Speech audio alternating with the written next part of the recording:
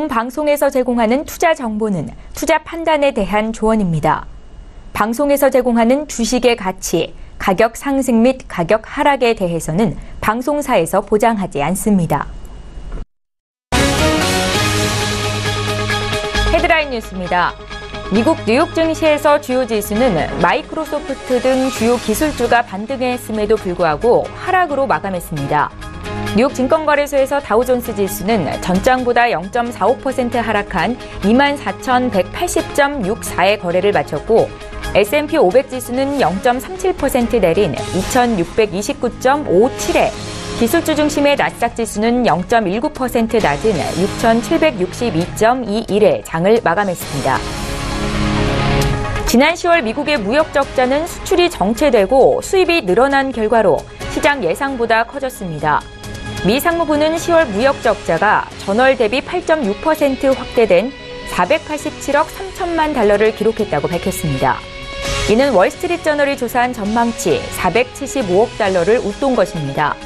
10월 수출은 전월 대비 거의 변화가 없는 1,959억 1천만 달러를, 수입은 전월 대비 11.6% 늘어난 2,446억 4천만 달러를 나타냈습니다.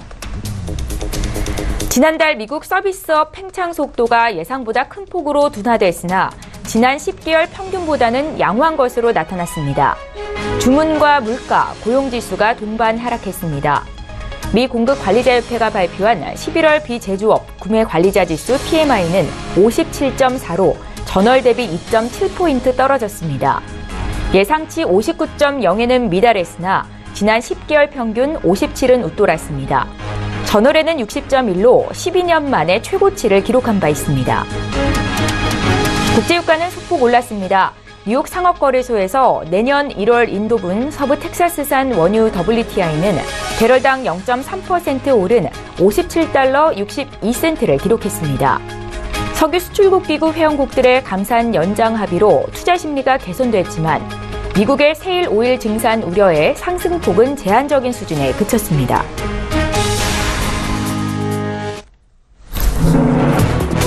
시청자 여러분 안녕하십니까? 출발 증시와이드 1부 시작합니다. 최은정입니다.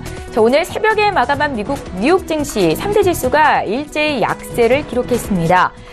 기술주는 반등세를 보였는데요. 전반적인 지수 상승을 이끌기에는 좀 역부족인 모습이었습니다. 전문가들은 여전히 지수가 사상 최고치 부근에 머물러 있기 때문에 지금 지수의 조정은 좀 자연스러운 현상이다라고 분석하는 분위기입니다. 참고하시면 좋겠고요. 어제 국내장 마감 상황도 봐드릴게요. 외국인과 기관의 동반 매수세 속에서 어제 코스피가 2,510선을 회복하는 움직임을 보였습니다. IT를 포함한 시가총액 대형 주들은 좀 주춤하는 모습을 보였는데요. 다만 건설과 통신, 철강, 금속 등 중소형주가 강한 하루였습니다. 반면 코스닥은 1% 조정받으면서 774포인트로 거래를 마쳤는데요. 코스닥 시가총액 3위인 신라젠과 또 5위에 있는 TCG의 주가가 보호예수 물량 출의 부담감에 큰 폭으로 내렸는데 최근에 이 제약 바이오주의 변동성이 굉장히 큽니다. 장 대응하실 때 조심할 필요가 있겠다 생각이 들고요. 자, 오늘도 출중 일부 시간에는 시장에 영향을 미칠 국내외 이슈 분석을 도와드리겠습니다. 12월 6일 수요일 출중 일부 시간 지금 본격적으로 시작합니다.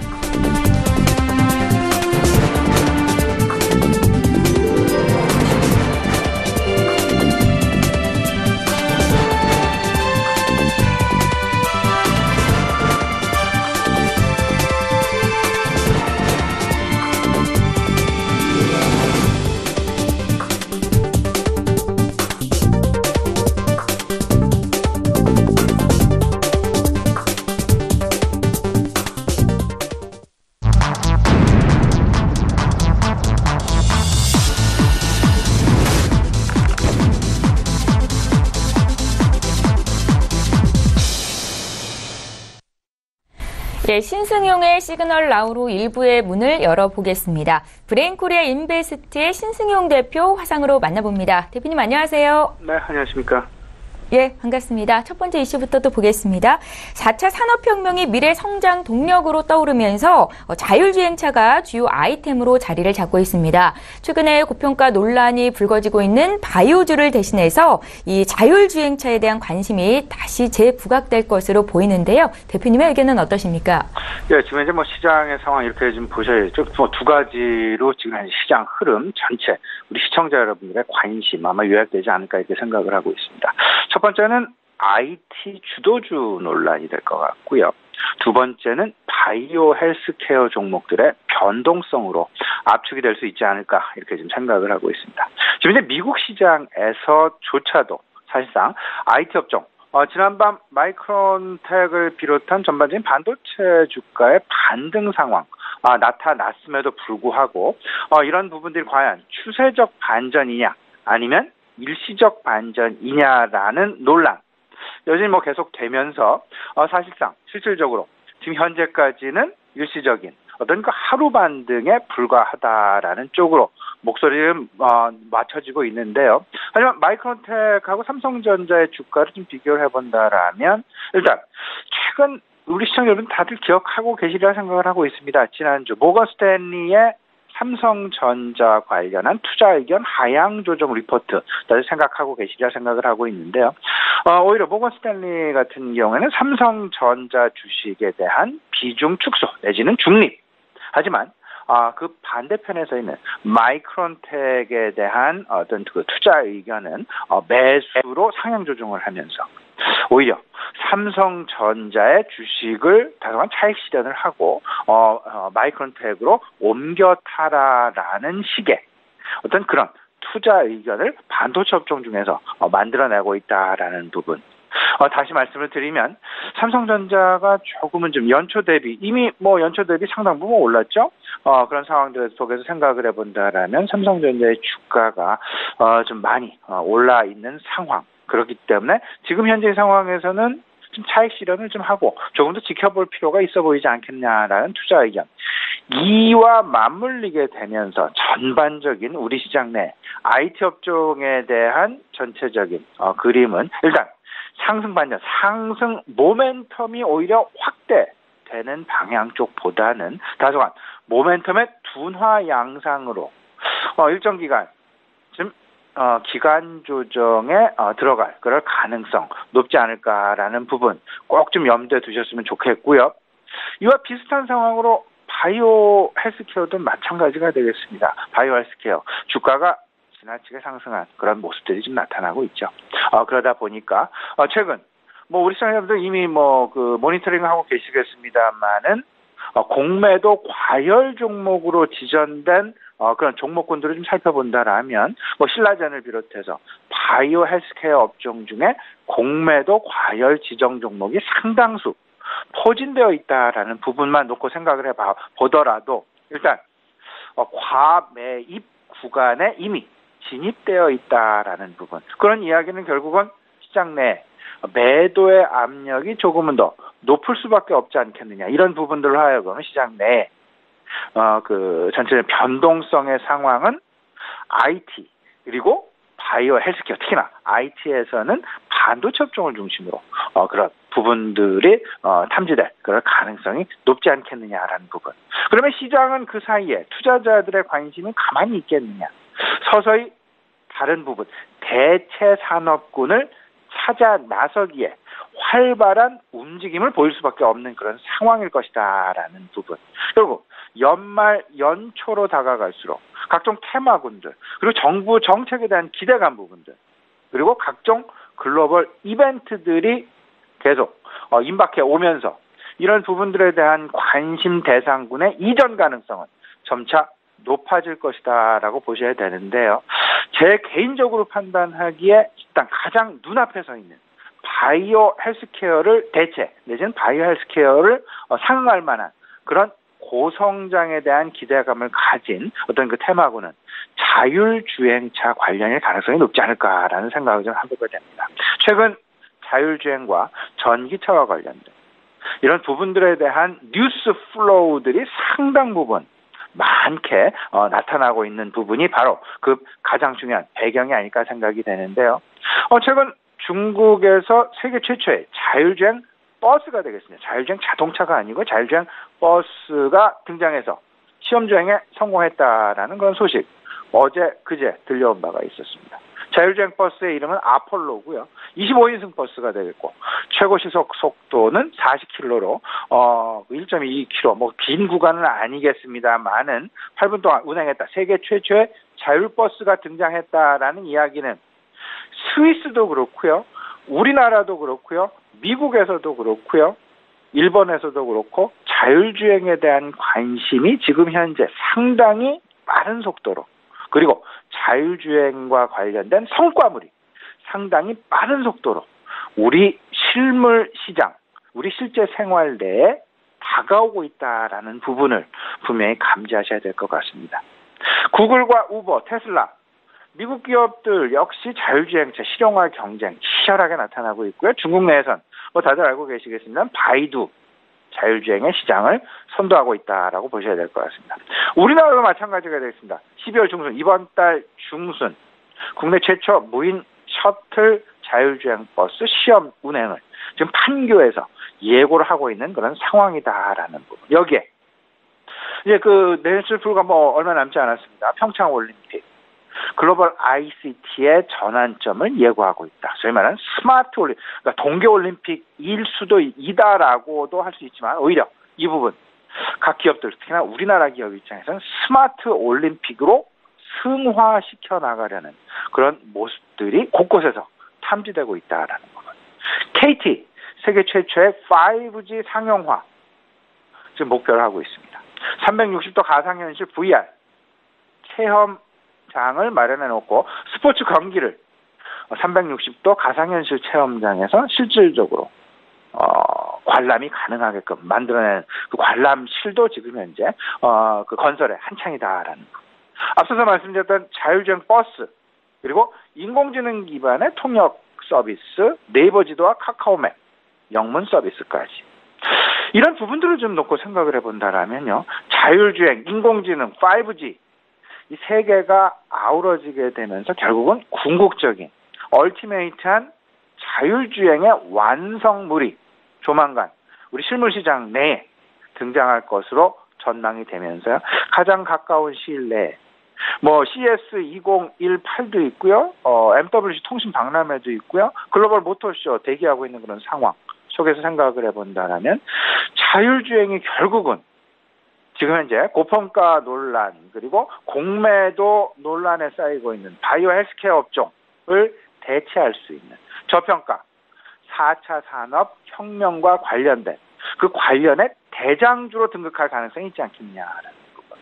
큰 그림 속에서요. 5G 통신 장비하고 자율주행 그리고 AR, VR 테마 재부각 가능성 우리 시청자 여러분들 한번 긍정적인 관점에서 한번 고민해 보시기 바랍니다. 예, 고평가 논란의 변동성이 심한 또 바이오, 헬스케어를 대신할 고성장 섹터로 자율주행차 쪽을 꼽고 계시는데요. 향후 투자 방향을 잡으시는 데 도움이 되셨으리라 생각이 됩니다. 자, 이제 두 번째 이슈로 넘어가 보겠습니다. 글로벌 경기 회복세에 더해서 최근 유가 급등까지 이어지면서 조선주가 재조명을 받고 있습니다. 어제장에서도 조선주가 강한 움직임이 보여졌었는데요. 본격적인 업황 회복 국면에 진입했다라는 분석이 있지만 아직까지 향후의 조선주 업황이라고 질문을 해봤을 때 좀 물음표가 생기는 것도 같습니다. 대표님의 의견은 어떠십니까? 예, 먼저 결론부터 말씀을 드리면 조금 더 지켜보자라는 말씀을 좀 드려보겠습니다. 좀 너무 성급하게 진입할 과연 이유가 있겠느냐. 왜냐하면 조선업 같은 경우에는요, 일시적인 1년 호황 그리고 1년 불황 이런 경기가 아닙니다. 조선업종 같은 경우는 최소한 5년 이상의 장기 호황 그리고 5년 이상의 장기 불황 소위 말하는 큰 흐름 속에서의 경기 사이클 산업이다라고 보셔야 되는데 다른 산업과는 달리 그 사이클이 상당히 깁니다. 그러다 보니까 굳이 그 성장 초기에 진입할 필요가 있겠느냐라는 말씀을 좀 드려보고요. 조금 더 지켜볼 필요가 있지 않나 말씀을 좀 드려봅니다. 물론 어제 같은 경우 최근 조선업종에 대한 관심 그리고 국제유가의 상승 그리고 철강업종의 개선세 뭐 이런 부분과 전방, 후방 산업이 모두 다 맞물리게 되면서 조선업종에 대한 관심이 당연히 높아질 수밖에 없는 그런 결과물로 어제 뭐 대표적으로 현대중공업 같은 경우 뭐 3.5%는 급등세가 나타나기도 했었는데요. 이 배경 최근 이제 그 세계 조선해양박람회가 함부르크에서 진행을 하고 있습니다. 선주사의 30% 정도가 향후 1년 내에 신규 선박 발주를 고려하고 있는 것으로 그 가능성이 높은 것으로 서베이 결과 나타났다라는 부분.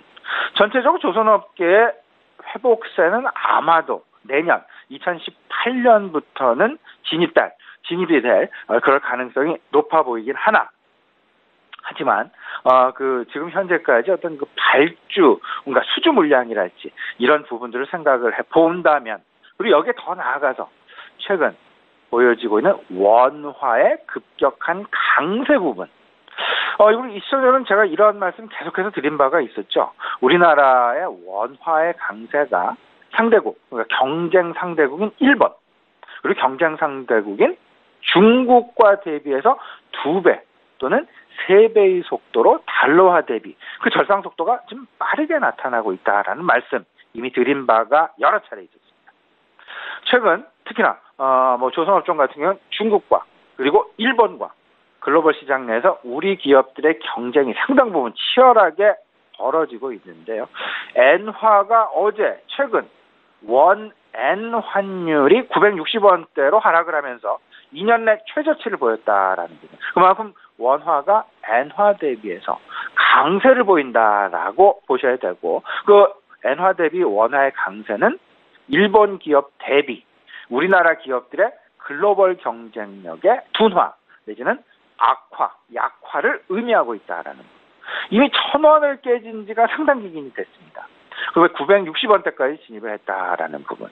최근 달러화의 약세, 그리고 원화의 강세, 달러화 대비 엔화의 강세는 있지만 원화 대비 엔화는 상당 부분 약세를 보여주고 있다라는 것.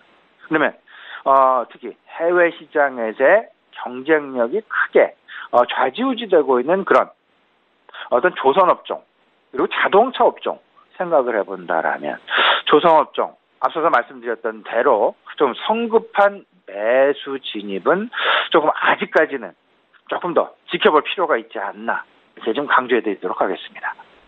예, 업황별로 대응 전략을 들어볼 수 있는 시간이었고요. 이제 마지막으로 오늘장 투자 전략 한 말씀 부탁드릴게요.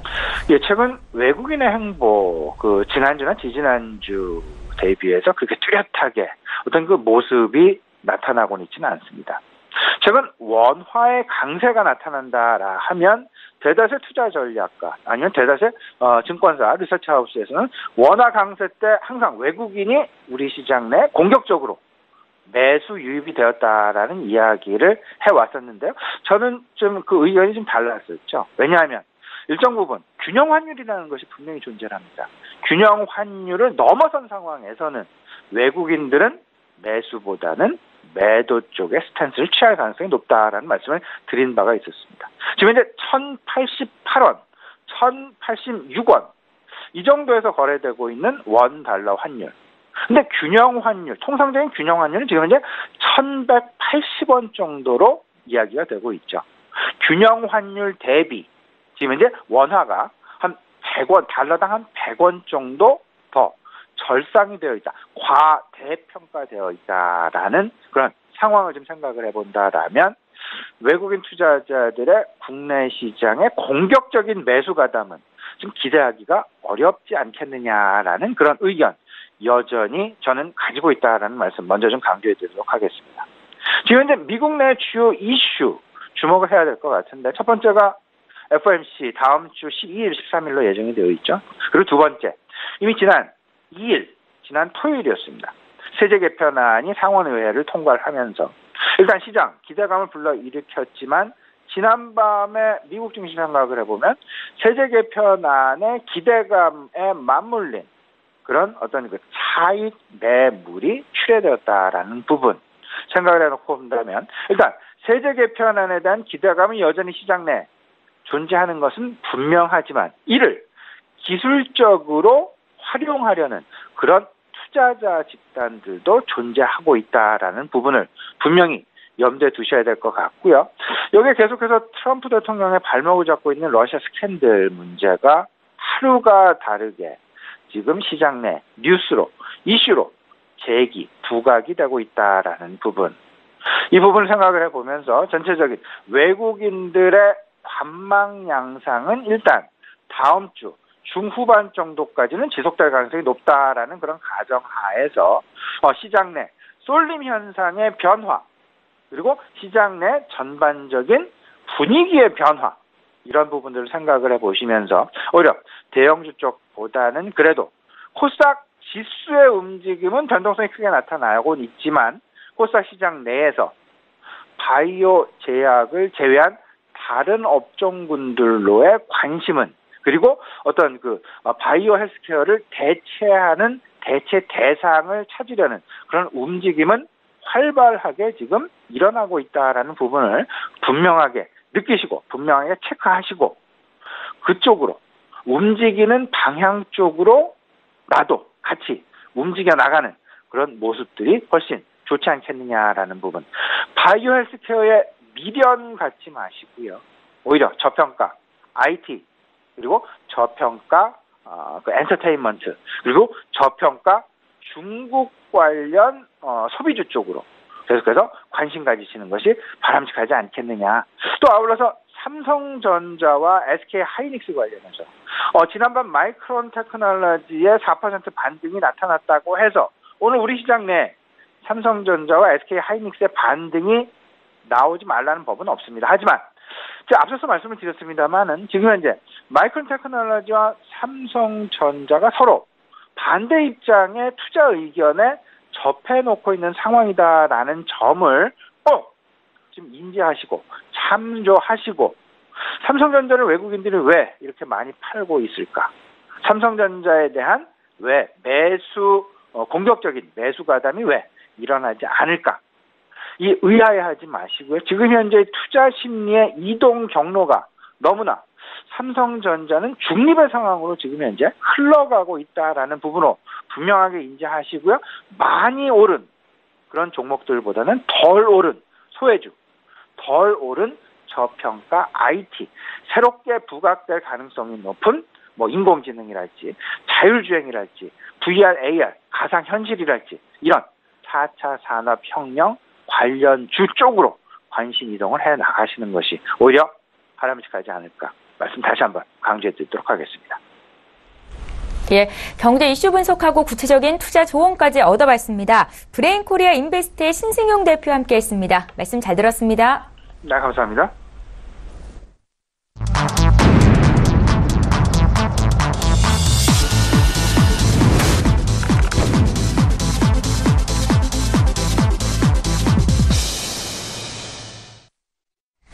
네, 이번에는 국내 시장 쟁점을 보다 구체적으로 풀어보겠습니다. 라이브 이슈타임 시간이고요. 한국투자증권의 김권진 차장 역시 화상으로 만나보겠습니다. 차장님 안녕하세요. 네, 안녕하십니까. 예, 자, 오늘도 첫 번째 이슈부터 좀 보겠습니다. 자, 우리나라의 경상수지가 68개월 연속 흑자를 기록했다라는 소식입니다. 다만 서비스 수지가 역대 최대 적자를 기록했다는데요. 전월 대비 서비스 수지 적자가 확대되면서 경상수지 흑자 규모가 대폭 축소됐다고요. 그 이유가 뭔지 또 어떻게 해석을 해볼 수 있는지 전해주십시오. 네, 그렇습니다. 가장 큰 것은 우리가 가장 크게 헤드라인으로 대부분 지금 현재 얘기를 하고 있는 것은 68개월 쪽은 연속 흑자다라는 이런 얘기가 나오고 있습니다. 경상수지에 대한 얘기고요. 거기서 또 하나의 이제 바로 앞에서 우리 아나운서님 얘기해 주셨던 것처럼 서비스 수지가 지금 최대 악재가 계속해서 되고 있다는 거 얘기해 드립니다. 이것을 한마디로 얘기하면 실제적으로 우리가 반도체로 돈을 번 것을 반도체로 수출을 많이 해서 정말 돈을 많이 벌었지 않습니까? 근데 그걸 가지고 돈을 다 우리가 해외로 나가서 여행을 다니면서 열심히 돈을 썼다라고 이렇게 한마디로 얘기를 해드릴 수가 있을 것 같습니다. 반도체에서 돈 벌어서 우리는 해외 나가서 돈을 썼다라는 이런 식으로 얘기를 해드릴 수 있을 것 같은데요. 여행 쪽에 대한 얘기를 계속해서 해드릴 수 있습니다. 우리나라 이번에 그 10월 지표가 나왔는데 결국은 추석 연휴에 대한 이런 이슈가 좀 많이 되면서 서비스업 지수가 많이 악화가 되는 모습이었고요. 그동안 좀 많이 들어왔었던 작년 같은 경우도 많이 들어왔던 유커 같은 경우가 들어오지 않으면서 이런 적자폭이 좀 커지게 되었다라는 얘기를 해드릴 수 있습니다. 실제적으로 뭐 최근에 뭐 중국 쪽이 이제 단체 관광이 이제는 중국 전역은 아니고 일부 지역에서만 다시 허용이 되면서 실제로 유커가 들어오기 시작을 했는데 아직은 완벽한 상태는 아니기 때문에 올해까지는 계속해서 좀 서비스 지수는 안 좋을 거다라는 거. 그리고 우리나라 지금 현재 상황이 워낙 좋게 지금 현재 움직여주고 있기 때문에 워낙 강세가 나타나고 있기 때문에 해외로 나가려는 그런 수요가 상당히 많다라는 거 얘기를 해드리겠습니다. 실제적으로 우리나라의 소득 수준이 계속해서 높아질수록 이러한 현상은 더 많이 커질 수가 있다라는 거. 뭐 정부 쪽에서는 물명 서비스업 이런 지수를 좀 더 좋아지게 하기 위해서 좀 관광객 유치를 위해서 여러 가지 홍보 활동을 해야 될 것 같고요. 아마도 한중 이런 정상회담이 이제 중순 정도에 개최가 될 건데 아마도 중국 쪽에서는 아마 중국 전역으로 이제 우리가 관광객 다 풀어줄게라는 하는 이런 선물 보따리를 내놓을 것이며 우리나라에서는 우리가 다 공장 짓게 해줄게라고 하면서 또 선물 보따리를 서로 맞교환하지 않을까라는 얘기를 해드리겠고요. 전면적인 시행이 되고 이런 12월달에 시행이 되고 나면 다시금 내년부터는 조금씩이나마 이런 서비스 지수 같은 경우는 좋아질 수 있을 것이다라고 여러분들이 판단해 주시면 될 것 같습니다. 예, 이슈 분석을 통해서 투자의 방향을 어떻게 가져가야 되는지 의견을 듣고 있습니다. 이제 두 번째 이슈 보겠습니다. 코스피 상장사들의 올해 연간 배당액 총액이 최소 25조 원을 넘어서면서 사상 최대를 기록할 것이라고 전망되고 있습니다. 배당주 투자하기에 적기는 가을부터 겨울인가요? 차장님의 의견 좀 들어보고요. 또 지금 시장에서 배당주가 각광을 받고 있는데 투자할 만한 종목이 있다면 소개까지 해주십시오. 네, 그렇습니다. 예. 실제로 뭐 코스피 배당금이 사상 최대 예약이 되고 있다라는 거 얘기를 해드립니다. 실제적으로 한 27조 원이 넘어간다라는 얘기를 해드리겠고요. 그동안은 계속해서 우리나라가 조금 저평가됐었던 이유 자체가 외국인들은 상당히 배당을 상당히 좋아합니다. 실제로 그런데 우리나라는 그동안 어떤 기업들이 많았냐면 성장 기업들이 많았던 겁니다. 실제로 그런데 최근 들어서 삼성전자나 이런 모습에서 이제는 성장해서 돈을 그동안 쌓아놨던 것을 조금씩 주주 환원 정책을 많이 사용을 하기 시작을 했다라는 거 얘기를 해드리겠습니다.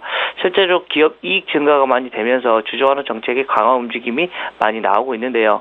기말 결산 배당 규모만으로 해서 최소 22조에서 최대한 27조 연간 배당으로는 27조 우리가 지금 현재 분기 배당도 많이 늘어나고 있고 대표적으로 삼성전자가 지금 현재 분기 배당이 계속해서 들어오고 있고요. 반기 배당을 하는 것도 생각보다 많아지고 있다는 거 얘기를 해드리겠습니다. 실제적으로 이런 모습 삼성전자 같은 경우 분기 배당이 그리고 중간 배당이 대폭 늘리면서 작년 한 해 중간 배당금만 해서 4배 이상이 커졌다라고 얘기를 해드릴 수 있을 것 같습니다. 실제적으로 이런 것은 시장의 전반적으로 흐름을 계속해서 올라가고 있습니다. 실제 우리 최근 3년간 이런 평균적으로 해서 배당금이 17에서 18% 이상씩은 계속해서 불어난 셈이다라는 거 얘기를 해드리겠고요. 연간 배당금은 거의 27조에 넘게 된다라는 거 얘기를 해드립니다. 코스피 200 기업만 따져도 연간 배당금이 21조에서 22조에 달할 것으로 지금 보고 있고요. 실제적으로 코스피 200 기업이 연간 배당금 총액이 이런 사상 최대를 계속해서 기록할 것이다라고 얘기를 해드릴 수 있습니다. 실제적으로 여러분들이 배당 투자를 하실 때는 가장 좋은 시기는 사실은 10월, 11월 정도가 사실은 가장 좋은 시기고요. 실제로 지금 12월 같은 경우는 배당을 받으려고 하는 세력과 배당을 받지 않을 세력이 좀 어떻게 보면 의견 충돌이 좀 있을 시기입니다. 즉 여기서부터는 추가적인 상승보다는 또 안정적인 이런 안전판 역할을 해주는 게 배당금의 성격이다라는 거 얘기를 해드리겠습니다. 실제적으로 배당금 하면 여러분들이 떠올리는 주식이 바로 삼성전자 얘기하시고 하실 수 있을 것 같고요. 유가 정유 관련된 주의 SOL 같은 경우도 계속해서 긍정적인 모습 지금 현재 업황과 지금 배당금에 대한 이런 흐름이 나타나고 있고요. 또 은행주들도 지금 현재 금리 인상의 카드도 이미 써줬고 내년에도 금리 인상 하겠다라는 얘기가 나왔는데요. 하나금융지주나 이런 곳들도 대부분 3% 이상대의 이런 배당 수익률이 나타날 것 같으니까 좀 긍정적으로 보라볼 수가 있다라는 얘기를 드리겠습니다. 네, 저희 이제 마지막 이슈인데요. 삼성전자와 SK하이닉스 등 IT주가 주춤하면서 순환매 장세가 나타나고 있고 또 최근 들어서 철강주가 강세입니다. 일례로 대표적으로 포스코의 주가 흐름만 보더라도 연중 고점 수준까지 올라와 있는 상황인데요. 지금 시장의 주도주가 좀 주춤한 가운데 부재한 가운데 철강주가 대안으로 떠오를 수 있을지 투자의 관점에서 좀 말씀 부탁드릴게요. 자, 그렇습니다. 예, 투자에 대한 관점을 얘기한다면 지금 실제로 포스코에 대한 흐름을 상당히 많이 얘기가 나오고 있습니다. 2018년 강한 재고에 대한 얘기가 나오고 있습니다. 재고 모멘텀이 되면서 수요가 많이 몰릴 거다라는 거 얘기를 해드리는데 지금 현재 공급 측면에서는 어떻게 되고 있냐면 가장 많이 공급을 해줘야 되는 데가 사실은 중국입니다. 근데 중국 쪽에서 계속해서 감산을 하고 있다라는 얘기를 해드립니다. 가장 큰 원인이 중국 쪽에서 대기 오염이나 이런 것에 대한 이런 경각심 때문에 지금 최대 생산 지역 같은 데서도 50% 감산을 하고 있다는 거. 이 말은 공급이 많이 되지 않고 있습니다. 그런데 지금 수요는 계속해서 늘어나고 있다는 거 얘기를 해주겠고요. 세계 경기 같은 경우도 긍정적으로 흐름이 계속해서 돌아가고 있다는 것은 실제적으로 우리가 수요가 많이 늘어날 수밖에 없다는 거 얘기를 해드립니다. 또 중국 같은 경우에서도 신형 도시화에 대한 얘기 그리고 인프라 투자에 대한 모멘텀이 계속해서 늘어나고 있다는 것은 중국 도시화는 계속해서 현재 진행형이 될 수가 있다는 거 얘기를 해드립니다. 즉 지금 동절기가 지금 끝나고 나면 아마도 내년이 되면 아마도 그런 수요는 급격하게 몰릴 겁니다. 그리고 지금 현재는 재고를 좀 쌓아놔야 되는 시기다라는 거 얘기 때문에 계속해서 수요는 긍정적일 수밖에 없다라는 거 얘기를 해드리겠고요. 이런 모습 계속해서 긍정적인 라인이 나타날 거다라는 얘기를 해드리겠습니다. 실제적으로 내년 초의 재고 레벨 같은 경우는 그 자체만으로도 철강제 가격 상승은 더 높아질 거다라는 거 얘기를 해드리겠고요. 동절기 이후에 건설 공사 재개 시에 수요와 그 유통상들 재고 확충에 대한 모멘텀은 매우 강할 수가 있다라는 얘기를 해드릴 수가 있을 것 같습니다. 계속해서 좀 당분간은 여러분들이 IT를 조금은 그 생각을 좀 달리 하셔도 될 것 같습니다. 그리고 포스코나 이런 철강제들은 좀 여러분들이 관심 있게 가지셔야 될 것 같다라는 거 얘기를 해드리고요. 포스코 같은 경우가 전고점 흐름까지 와 있습니다. 즉 여기서 뚫어주는 게 모습이 보이면 여러분들 같이 또 따라 붙어 보셔야 될 것 같고요. 여기서 좀 밀리면 조금 밀리면 밑에 하단을 보시면서 확인해 하시면서 매매를 하시면 좋겠다. 단 IT가 좀 최근에 좀 밀리고는 있습니다. 지금 당장은 별로 재미가 없을 겁니다. 분명 그렇지만 여러분들이 꼭 따져보고 넘어가야 될 거는 4분기 실적도 아마도 가장 좋은 업종은 바로 이 IT가 될 것이다라는 거 얘기를 해드리겠고요. 즉 조정을 많이 받게 되면 이제는 어느 정도 수준이 내려오면 다시 한번 들어가 봐야 될 시기가 분명히 조만간 오고 있다라고 여러분들이 얘기를 드리도록 하겠습니다. 예, 지금 말씀하신 내용을 계속 이어간다면 어제장 흐름을 좀 볼게요. IT가 쉬어갔는데 건설이나 통신, 철강, 금속 쪽이 강했습니다. 순환매 장세가 나타나고 있는 것 같은데 그럼에도 불구하고 IT주를 사야 된다라는 말씀이신가요? 투자 전략 좀 짜주십시오. 네, 지금 당장 사자는 얘기는 아닙니다. 여러분들 그렇지만 관심 종목 란에는 IT 라인들을 꼭 올려놓자라는 얘기를 해드리겠습니다. 지금 당장은 사실은 뒤쪽이 아닙니다. 실제로 IT에 대한 수급이 그렇게 좋은 모습이 아니기 때문이다라는 거 얘기를 해드리겠고요. 지금 계속해서 순환매 지역이 맞다라는 거 얘기를 해드리겠고요. 어떻게 보면 그동안 1월 달에서 10월 달까지 계속해서 IT 쪽으로만 쏠림 현상이 나타났었던 겁니다. 그게 가장 큰 원인은 바로 실적이었다라는 얘기를 해드리겠고요. 근데 지금 현재 시점에서는 이게 순환매 쪽이 되고 있다라는 것. 즉 그동안 반도체 쪽을 해서 열심히 돈을 벌었던 것을 이제는 조금씩 수학기가 다가오고 있고 다른 쪽으로 여타 부분으로 지금 온기가 확산되고 있다라고 생각해 주시면 될 것 같고요. 어떻게 보면 잠시 쉬어가는 것 같습니다. 지금 현재 우리 코스피 코스닥이 좀 가파르게 최근 올랐던 이런 모습에서 조금 쉬어가는 모습이 좀 나오고는 있습니다. 그렇지만 추세가 꺾이지 않습니다. 밑으로 꺾이는 게 아니라 옆으로 횡보하고 있다는 말은 체력을 조금 비축을 하고 있는 것이다라고 생각을 해주시면 될 것 같고요. 지금 현재 좀 금리가 좀 인상이 됐다는 이 말은 결국은 성장주들보다는 이제는 조금씩 가치주 쪽으로 조금씩 여러분들이 관심을 좀 바꿔볼 필요가 있다. 즉 어떻게 보면 그동안 좀 소외가 됐던 이런 종목들한테도 여러분들이 관심을 좀 많이 가지셔야 된다라는 거 얘기를 해드리겠고요. 어떻게 보면 결국은 그렇습니다. 실적이 되는 이런 실적이 개선되는 종목들로 이제 하나씩 이동이 될 건데 거기에는 분명히 중국 소비재에 관련된 주식들도 많이 있을 것이며 IT 관련주들은 당연히 1분기 때까지 2분기까지는 충분히 가능한 모습이 나올 것이다 라고 여러분들이 판단해 주시면 될 것 같습니다. 예, 경제 이슈 분석하고 투자 조언까지 또 얻어봤습니다. 한국투자증권의 김권진 차장과 함께했습니다. 말씀 잘 들었습니다. 네, 감사합니다.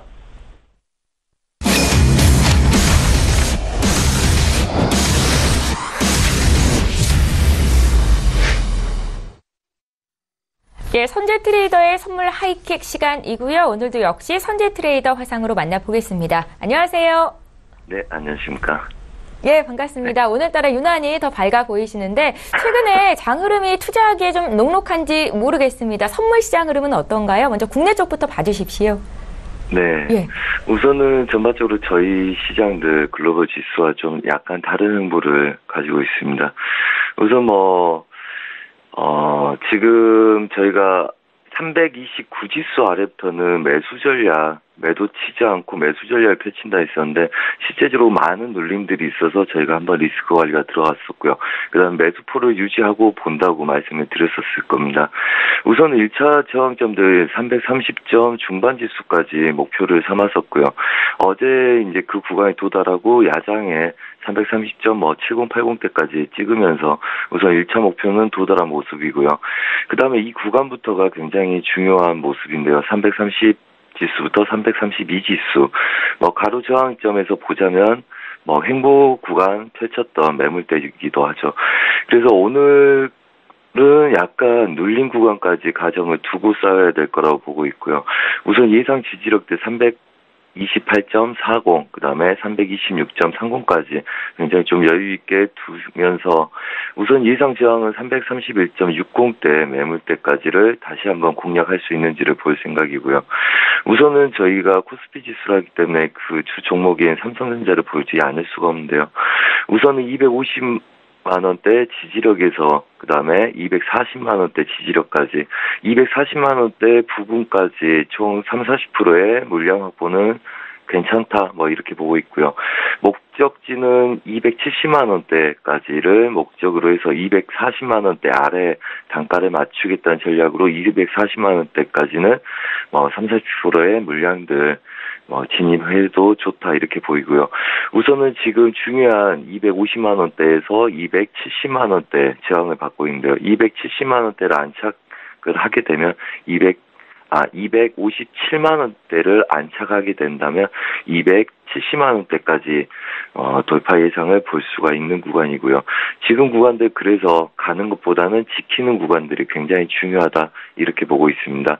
그림상에서 보자면 1차 저항점들 어제 지지력들 우리가 예상했던 구간들에서 지지력을 확보해 주는지 아니면 어제 저희가 저가를 326.30 집어드렸고요. 그제 저가를 325지수 정확하게 찍어드렸었습니다.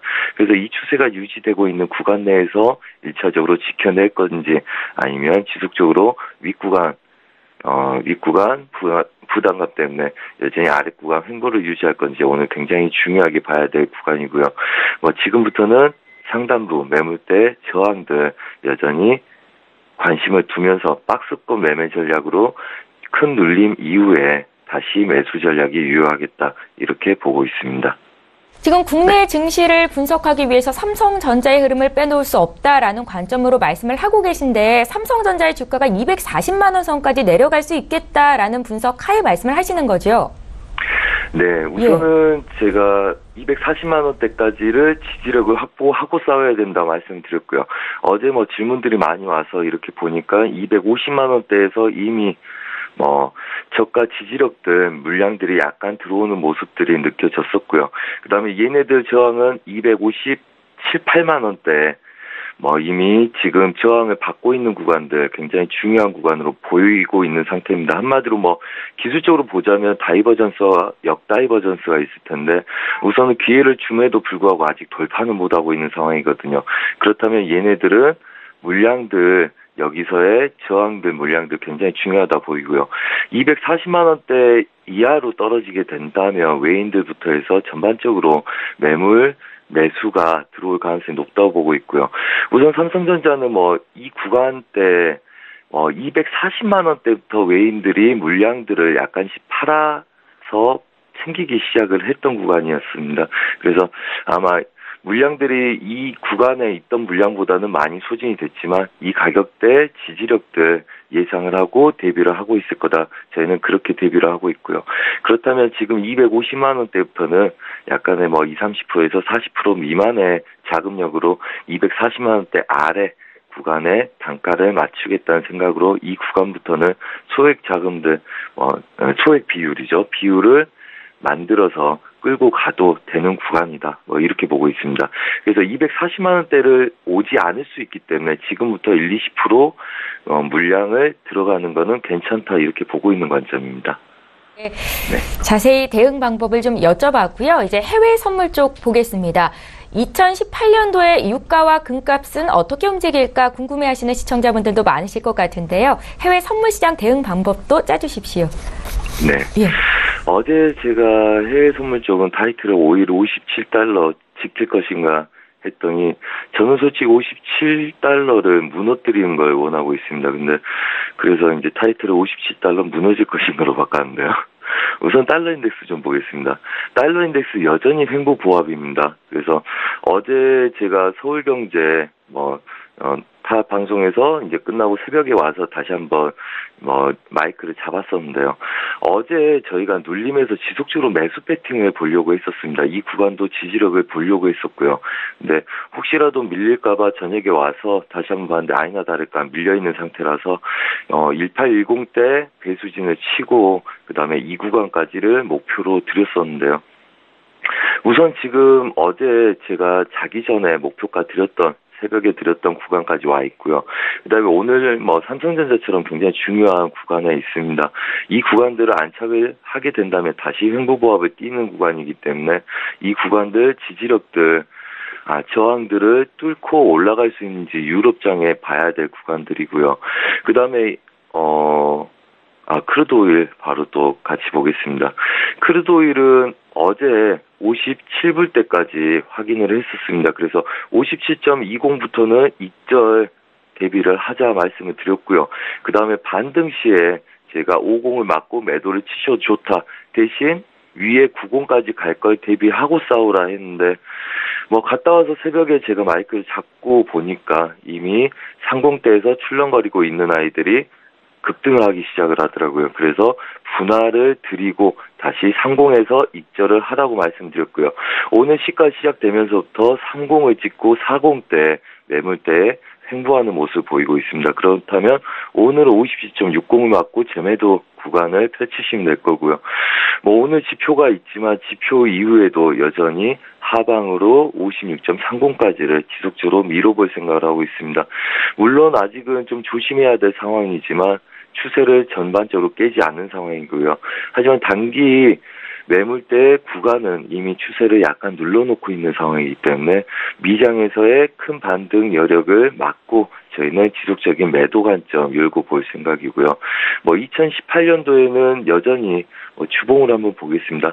오늘 서울경제에서 저녁에 11시부터 새벽 1시까지 제가 또 이제 리딩을 하겠지만 전반적으로 이 구간들 매물대 저희가 맞고 싸우고는 있지만 여전히 추세는 지속적으로 잠시만요. 네.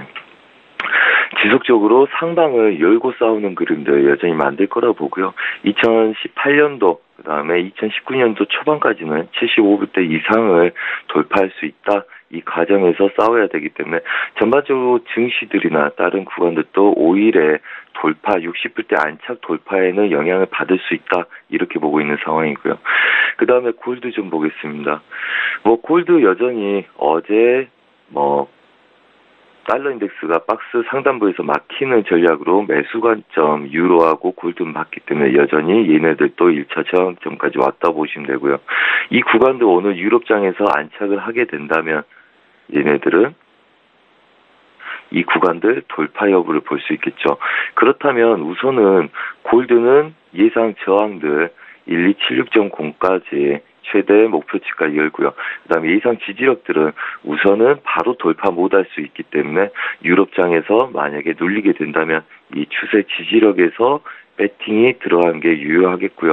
그다음에 이 윗구간 지지력에서 배팅이 들어간다면 여전히 분할 대응하고 나서 전략적으로 돌파를 보셔야지 그렇지 않으면 눌림에 좀 고생할 수 있다 이렇게 보입니다. 한마디로 달러 인덱스 이 구간들 이렇습니다. 약간 우려해야 될 사항들은 항상 제가 기법상의 의미에서 박스 구간 횡보 이후에 중심 자리를 지지하는 아이들은 돌파 여력이 있기 때문에 조심하라고 말씀을 드립니다. 한마디로 얘가 돌파하게 된다면 유로 달러나 골드는 하방을 더 뚫게 된다는 거죠. 한마디로 지금 이 구간이 지지가 되고 있기 때문에 다른 구간들이 저가에서 반등세 여력을 윗 구간이 저항이 되고 있기 때문에 다른 구간들이 아래서 위로 돌파 여력을 보이고 있는 거죠. 한마디로 달러 인덱스를 뒤바꾼다면 얘네들 그림이라는 거죠. 그렇지만 지금 얘네들 우리가 원하는 거는 중심을 저항을 했기 때문에 윗구간 돌파 여력을 볼 수 있다 이렇게 보고 있는 거고요. 만약에 얘네들이 돌파를 해버린다면 오히려 다른 구간들은 윗구간을 오늘 안착 유럽장에 하지 못하고 하방 테스트를 다시 볼 수 있게 되겠죠. 그래서 이 구간들 바로 돌파를 보지 마시고 눌림에서 유로달러나 골드 다 눌림에서 다시 재매수 반등을 노려서 아직 박스 구간에 있을 때는 횡보 부합 여력을 더 보시라. 좀 말이 복잡하게 됐습니다만 우선은 해외 선물 하신 분들 잘 이해하시리라 믿고 해외 선물은 이 정도 관점에서 말씀드리고 싶습니다. 선재 트레이더님 말씀 들어보니까 내년에는 안전자산 쪽보다 위험자산 쪽으로 또 방향이 더 열려있다라는 말씀 같은데 맞으신가요? 네, 우선은 지금 관점을 명확하게 그렇다 이렇게 말씀드릴 수는 없지만 아직은 그럴 가능성을 염두에 두고 각각의 지지 기준점에서 확보해 가면서 분기별로 다시 한번 가능성을 볼 생각이고요. 여전히 그렇습니다. 지금 금리 인상 때문에 달러 자체가 지속적으로 금리 인상 영향을 받을 거나 이 전체적으로 유로존의 테이퍼링 가능성 그다음에 금리 인상에 대한 시장에 그렇게 영향을 안 받는다는 거죠. 그렇다면 금리 인상이 지속적으로 되고 그다음에 기축 정책이 된다는 거는 자립적인 경제 발전을 이룰 수 있다는 유로존과 미국 글로벌 시장이 자립적으로 경제 발전을 이뤄낼 수 있다고 보는 관점이기 때문에 금리 인상, 유로존의 테이퍼링 모두 글로벌 경기에는 우호적인 영향을 장기적으로는 줄 수 있다. 이렇게 보는 관점에서 위험 자산의 선호 심리는 유지될 가능성이 높다 이렇게 보고 있습니다. 네. 예, 잘 알겠습니다. 선재 트레이더의 더 자세한 말씀은 오늘 밤 서울경제TV 방송을 통해서 보실 수 있을 것 같습니다. 선재 트레이더의 선물 하이킥 시간이었습니다. 고맙습니다. 네, 감사합니다. 예, 출발 증시와이드 1부 시간 여기서 마칩니다. 잠시 뒤 2부 시간에는 전문가들의 추천주를 공개해드리는 시간이 있고요. 동시에 또 종목 상담도 받으실 수 있습니다. 샵 0082번으로 문자 참여하시면 되겠고요. 건당 100원의 정보 이용료가 부과됩니다. 저희는 잠시 뒤 2부 시간으로 다시 오겠습니다. 고맙습니다.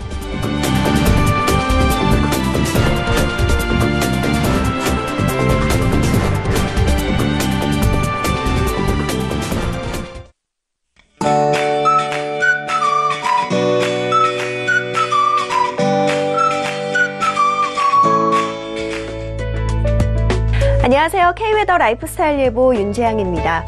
해상에서 발달한 눈구름대가 유입되면서 현재 충청과 전북, 경북 서부 지역을 중심으로 눈이 내리고 있습니다. 충청남도에 대설주의보가 내려질 정도로 많은 눈인데요. 이 눈은 오늘 아침까지 내린 뒤 차츰 그치겠습니다. 낮 시간대에는 구름만 많겠지만 밤부터 중부지방에 다시 눈이 올 것으로 보입니다. 내일 새벽에는 전북과 경북 북부에도 확대되겠는데요. 강원 영서에 3에서 8cm, 강원 산간에는 최고 10cm 이상의 많은 눈이 예상되고요. 대설특보가 내려질 가능성도 높습니다. 그 밖의 지역 1에서 5cm의 눈이 쌓이겠습니다. 눈에 대한 대비가 필요합니다. 추위의 기세가 한풀 꺾이면서 오늘 낮부터 내일 사이엔 추위가 주춤하겠습니다. 하지만 모레 금요일에 다시 기온이 큰 폭으로 떨어지겠는데요. 건강관리에 각별히 유의하시기 바랍니다. 오늘은 고기압 가장자리에 들다가 점차 북서쪽에서 다가오는 기압골의 영향을 받겠습니다. 자세한 지역별 날씨는 나절 예보로 알아보겠습니다. 남부지방 낮 기온 서울 5도, 춘천 3도, 대전 7도로 어제보다 4, 5도가량 크게 높겠습니다. 동해안 지방 건조한 날씨가 이어집니다. 밤부터는 강원 동해안에 눈 또는 비가 오겠습니다.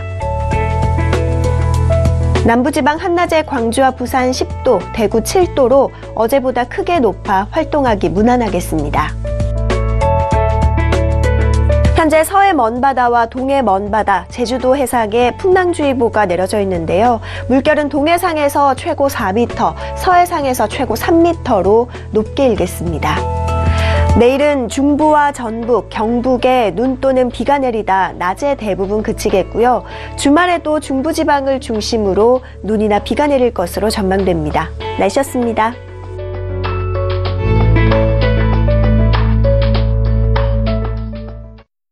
본 방송에서 제공하는 투자 정보는 투자 판단에 대한 조언입니다. 방송에서 제공하는 주식의 가치, 가격 상승 및 가격 하락에 대해서는 방송사에서 보장하지 않습니다.